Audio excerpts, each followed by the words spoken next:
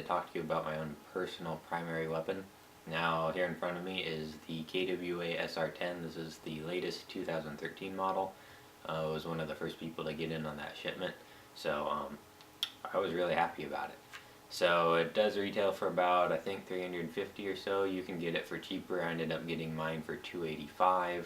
Of course, I always use those 20% off deals at places like eBike and Airsoft GI. Now, I'll pretty much just go over this, and then you guys can ask questions if you have any. If you don't even care what I use on the field, then you don't even have to watch the video, but that's up to you. So anyway, on the back here, the stock I've left exactly the same as where it came. The reason being because that's where the battery goes, and I use an unchuck 7.4 volt 2000 mAh battery, and again, that's LiPo. So if you want to learn about LiPos or why I like them, watch my other video. But anyway, I didn't do a mag pull conversion or anything because I don't want to have to move the battery back up to the front. I know some people do and it looks pretty neat, but I didn't get around to it, and I don't think I want to because I don't like changing too much on this gun. So that being said, the lower receiver is the same, upper receiver is the same, no reason to change that. The 2GX gearbox I left untouched. Most everybody says that if you replace one part to try to make it better, it causes more failure points. So if you just leave the gearbox alone, then it'll work great and it's solid, and I don't see any reason to need to at all. But some people do, and if they say you replace one part, you got to replace all of them, and then it just, you bury yourself in some more costs that you don't need. So this gun shoots great. It's very reliable as well. Now, optics. Right now I have a True Glow red dot sight. It's got 5 different options, red and green, and then different brightness settings, different size dots as well. So I really like it. It's about a $70 optic. You can pick them up for $40 to $50. I got this one for $35, I think. So that's a great optic. The next thing I'd do probably is put a flip to side 3x magnifier, and then put a 551 or 552 EOTech replica up there. But that gets a little pricey, so I may hold off on that for a little while. Let's see. I use K120 mags, the mid caps. I've switched almost entirely over to mid caps now, partially because ops are starting to require them and starting to say no high caps anymore, which I understand, and it's a lot more fun once you start getting more serious. If you're going to go play CQB, carry a high cap. For all I care, carry a drum mag. But for realism, definitely, I've switched over to the mid caps and I'm really liking it. And the K120s don't get any better really for this gun. It fits perfectly and seamlessly. So the rails here, I think they're about 10-inch rails. I've got more real estate than I would ever want on this gun. As you can see, I have hard plastic rail covers, and then softer plastic UTG spacer, about 1.5-inch inserts on top, as well as up on this side as well.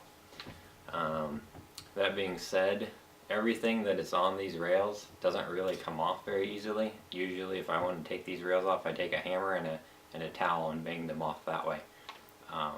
Because for some reason the outer diameter of these rails are very, very tight. They're very specific and very sharp. So that being said, be careful what you get on here because you might not get it off. Up front you see the Trustfire flashlight that I showed you in an earlier video. One of the best flashlights I've had, and it sits nicely up on the front. And what we do is when we run and we train, we've started doing this, put our hand on the foregrip and our thumb on the switch, and that makes clearing rooms a lot faster and easier, and then you can switch off your flashlight a lot faster. So that's my setup up front. I have a replica Magpul sling mount. It's not there right now for actual use. I just put it there just in case I decide to run a 3-point sling. I normally run a single point sling with this, which has worked great. I just run it off the back right here. AFG1 angled foregrip. This is the 1 is a little bit larger, the 2 is a little bit thinner, so I like the larger one. I have larger hands, so I run with the AFG1 up here, and then a bipod or Gripod, as a lot of brands call them now, up front. So this right now is also the flash hider that I don't normally use, but I just sold one of my guns with the one I normally use on it. And I like this one a little bit better, but I gotta sandblast it and get it all decorated up. And then pretty soon here, hopefully I'll be running a flush suppressor.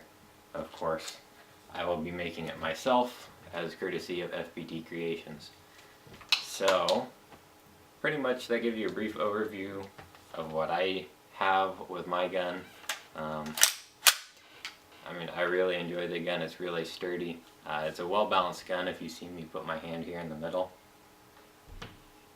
So I will say that carrying this for an op and being a medic, 2 big tasks. This is very heavy, probably 8 to 10 pounds, somewhere around there. So not quite your M60 and heavy support gunner, but definitely long range. It's got about a 420 to 30 millimeter barrel. It's kind of an odd number. They don't usually make them, but the nice thing I like is that it sits flush right up to the end of the barrel, which is something that KWA usually does with their guns. So anyway, if you got any questions for me, think if there's anything else I should add, take away, go ahead and post up. Of course, this is my opinion. This is what I prefer. Some people think a couple more than one grip is stupid, but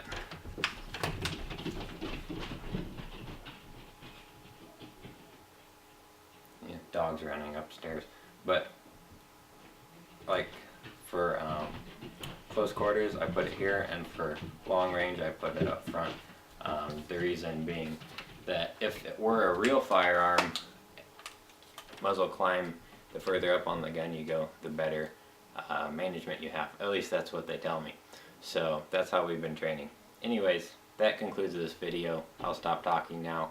Post up, maybe if you want to put up a response video of your own primary weapon, go ahead. That'd be great. I'd love to see it. Thanks.